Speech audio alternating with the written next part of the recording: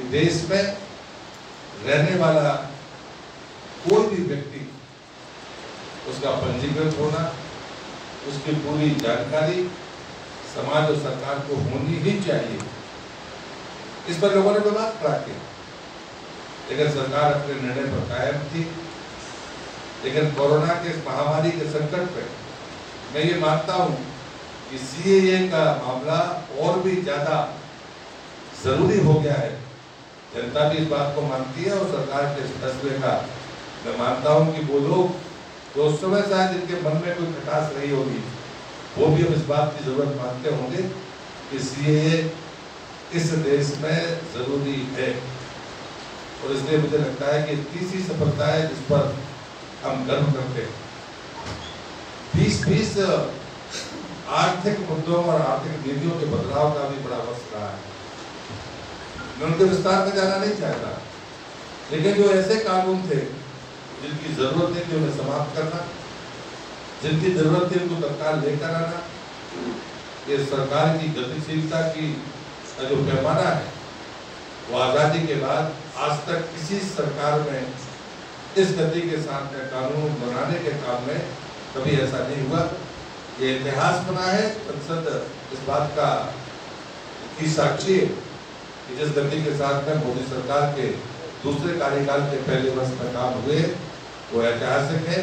उनकी गति का कोई जोड़ नहीं, उसकी तुलना किसी और कार्यकाल से नहीं हो सकती। पांचवी बात मुझे लगती है कि मुस्लिम समुदाय में जो माताएं बहनें थी, तलाक का मामला हमेशा इस देश में चर्चा का बिंदु रहा है।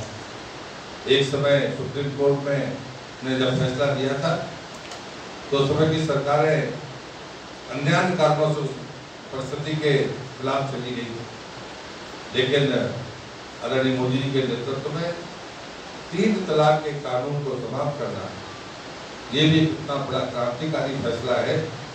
मुझे लगता है कि ये इस पहले वर्ष के महत्वपूर्ण इन 5 फैसलों में जब भी कोई राजनीतिक या गैर राजनीतिक व्यक्ति अगर कभी भी मूल्यांकन करेगा तो मैं जिम्मेदारी के साथ इस बात को कह सकता हूँ कि मोदी सरकार के दूसरे कार्यकाल का पहला वर्ष परीक्षा का वर्ष था, चुनौतियों का वर्ष था, लेकिन सर्वोच्च सफलता का वर्ष था। और मैं मानता हूं कि हमारा देश का नेतृत्व इसमें परीक्षा में अव्वल दर्जे में पास हुआ है। और मैं बधाई भी इस बात के लिए देता हूं कि ये जो चीजें मूल्यांकन की है, इतनी लगातार गति के साथ में परिणाम देश के सामने आए हैं कि लोग ये फैसला नहीं कर पा रहे हैं कि बड़ा महत्वपूर्ण मुद्दा कौन सा था। और इसलिए 2020 कोरोना के इस कालखंड में भी अगर हम देखें, दुनिया में कोई भी ऐसा देश नहीं है जो 80 करोड़ आबादी को आने वाले 3 महीने के भोजन का प्रबंध समय के पहले कर सके। देश ने तो माना ही, लेकिन उन साधन संपन्न देशों ने भी इस बात को माना कि देश के प्रधानमंत्री की दूरदर्शिता का परिणाम है। डेंसिटी ऑफ पॉपुलेशन जहां सर्वाधिक हो, हेल्थ की जो अरेंजमेंट है वो न्यूनतम हो, और उसके बाद भी हमारे नेतृत्व के काम करने का परिणाम था कि देश तो उस मौतों के अंबारों से तो बच ही गया, लेकिन एक तुलना दुनिया के भीतर हो रही है।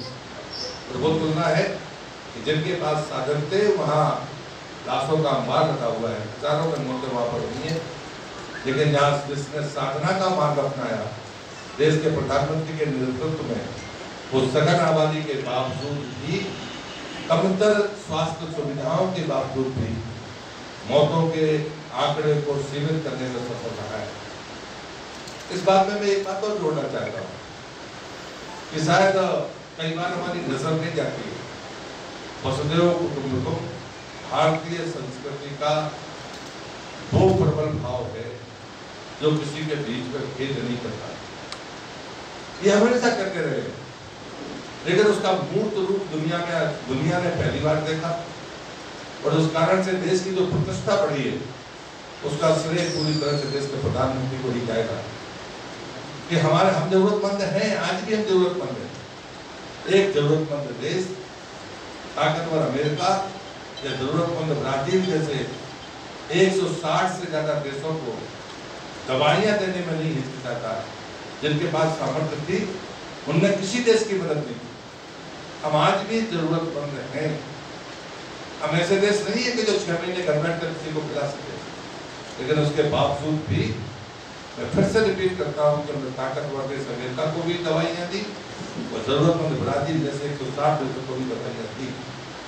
ये जो ताकत का नेतृत्व की, इसने दुनिया में जो अपनी ऊंचाइयां प्राप्त की हैं, उससे भारतीय संस्कृति का जो मान है वो बढ़ा है, भारतीय जीवन शैली का मान बढ़ा है, भारतीय प्राचीन चिकित्सा पद्धतियों का मान बढ़ा है। मैं देश का पर्यटन मंत्री हूँ। देश में जितने भी कोरोना के काल में विदेशी पर्यटक थे, किसी ने भी अपने देश जाना स्वीकार नहीं किया। लोगों ने कहा कि हम भारत में ज्यादा सुरक्षित हैं। ये सर्टिफिकेट तो शायद हमको हजारों करोड़ के विज्ञापन के बाद भी नहीं मिल सकता। और इसलिए मुझे लगता है कि अगर हम बहुत आसानी के साथ अगर समझ पाते कि नमस्ते के लिए हमारे प्रधानमंत्री ने नहीं कहा किसी को कि अपना हाथ जोड़कर नमस्ते करें। सबसे पहले इजराइल के राष्ट्रपति ने इस परंपरा को शुरू किया और बाद में देश के अनेक देशों के राष्ट्राध्यक्षों ने उसका पालन किया। कि भारतीय संस्कृति के इन आचरणों के प्रति जो स्वाभाविक लोगों की मान्यता बढ़ी है, भरोसा बढ़ा है, ये आदरणीय प्रधानमंत्री के नेतृत्व का कमाल है। अनेक और भी बातें मैं आपके सामने कह सकता हूँ, पर मैं ये मानता हूँ कि